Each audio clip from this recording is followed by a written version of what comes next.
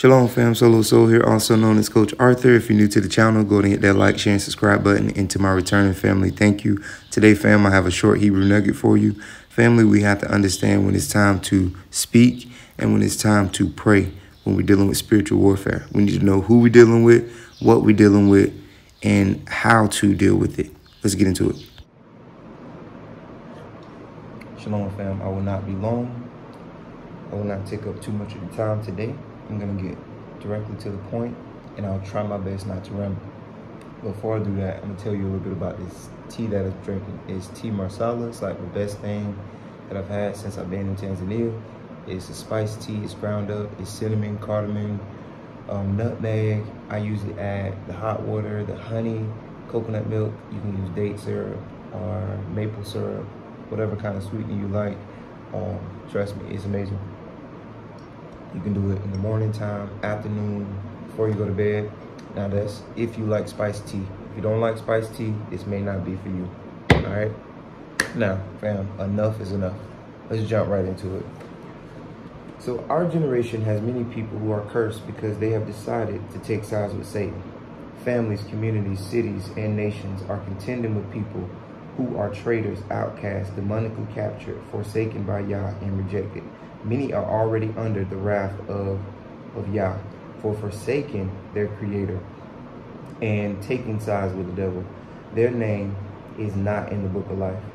They are out of Yah's divine plan. They are spiritually dead in a covenant with the devil. As a result, they are possessed by demonic spirits. They attack innocent people with mysterious sicknesses, incurable diseases. They terrorize people with demonic attacks. They bewitch people. Some of them force themselves into leadership, like Reuben and Levi, who were cursed by their father Jacob. Genesis 49, 3-5, and verse 7. So I'm gonna just move forward real quick, just for the sake of time.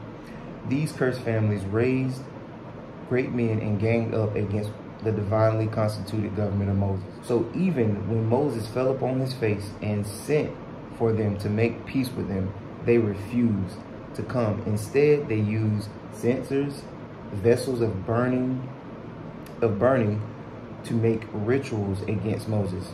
When the 250 men took up their censers, burning incense and invoking demons from the spirit world to come against Moses, Yah just watching without taking action.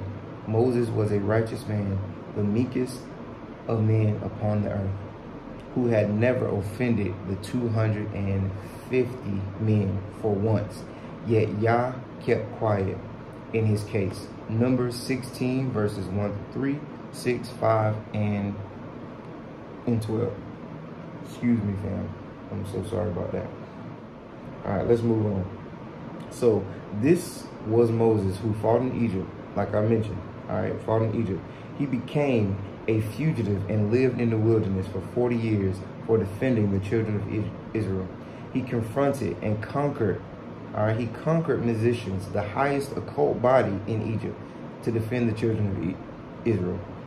He divided the Red Sea with the power of the Most High Yahuwah, and he led the nation of Israel across without harm and became a national deliverance minister.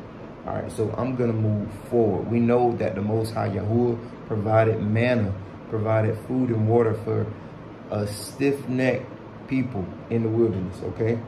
So this was a man that the 250 men took up censers and burnt incense and invited demons of death to kill without reason.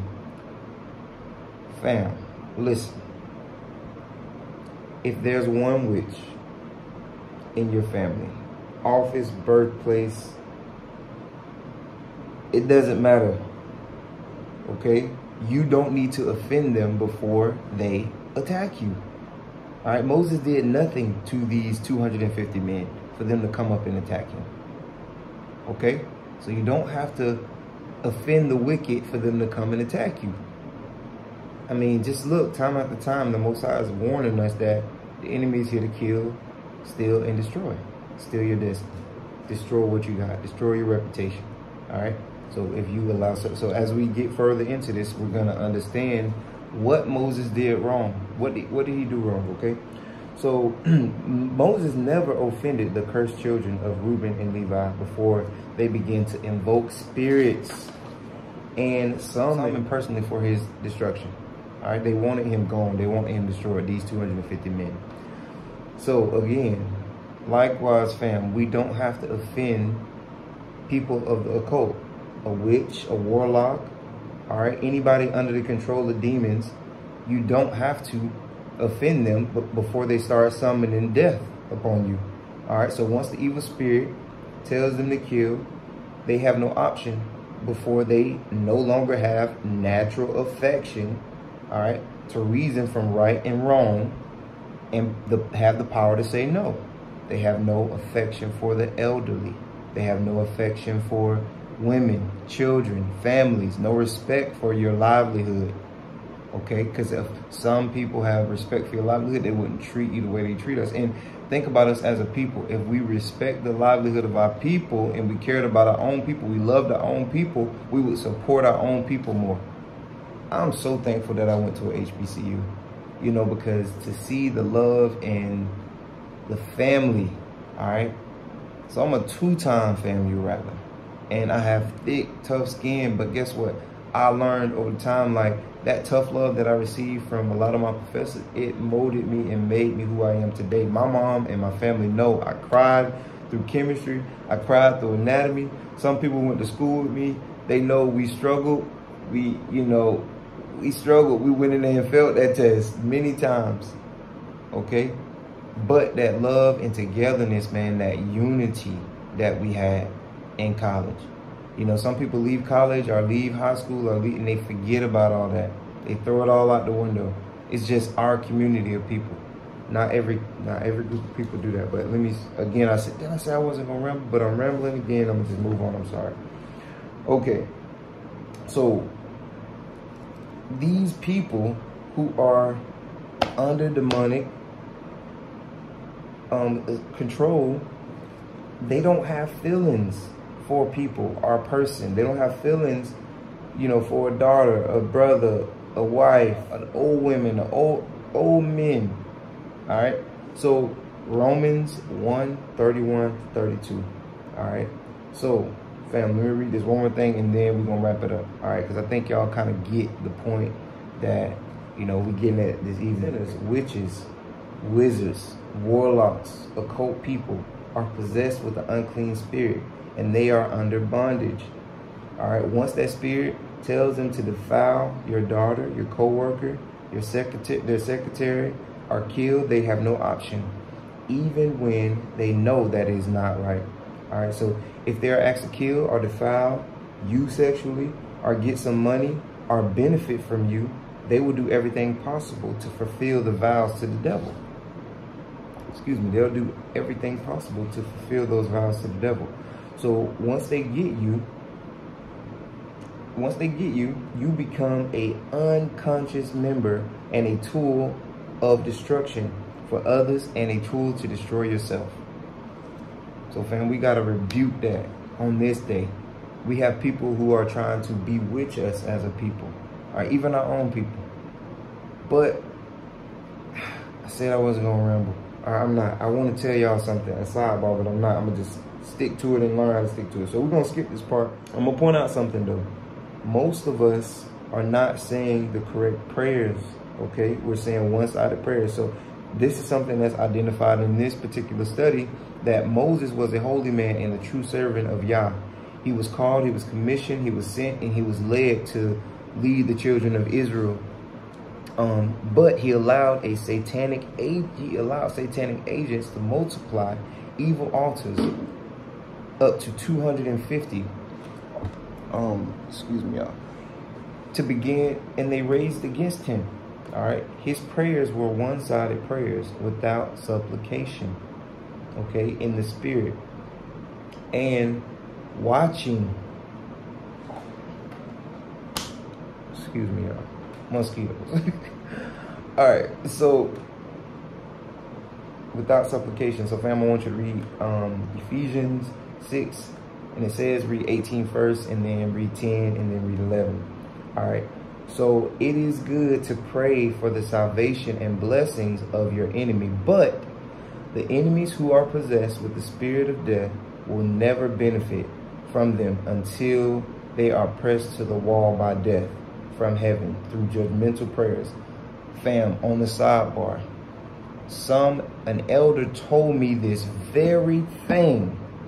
I want y'all to understand, this video is about us as a people. It's not about anybody outside, these other nations attacking us. When you think about historically, we caused our own downfall and our demise. So when we can't come together as a people here on the continent, or even back in the U.S. or within our own family, it's because of us. We are to blame. We have to do some searching within us. We can't sit here and just continue to blame other people every time we have a roadblock, every time we have issues in our household or in our family circle. Identify it and don't do those one-sided prayers. I had to learn that. I learned that, for one, from my mom, Pastor Betty, but I'm telling you, you have to work on that inner being first before you put out here and put on this mask and this face, because a lot of us still putting on that mask every day. It's like when you get to a certain age, you know, that transparency thing is important. And I'm telling you, the people who raised me, they've always told me to tell people not to play with you. Tell your friends not to play with you. And I even though I was told that growing up, tell them not to play with you, I still played with people. And then they stepped on the wrong toe, and then we fight. It's important that you tell people straight up what it is. If I don't want to deal with you, I don't want to deal with you. If I tell you on the back end I don't want to deal with you, you my family, I love you, but we ain't finna do that. Enough is enough. We have to draw that line, tell the enemy enough is enough. Enough of this. Enough of you attacking our family. Enough of you attacking our communities. Enough is enough. You gotta go. Draw that line. If it's really something in your family you have to deal with, then deal with it. Have a meeting with your family. Don't post on social media about your family. Don't throw these subliminals. Don't do that. It hurt. It really hurts your family members when you do that. So anyways, fam, I just pray that we can come together as a people, and I know that the Most High Yahuwah will do it. Thank you for listening, fam. More Hebrew nuggets to come. Yah bless.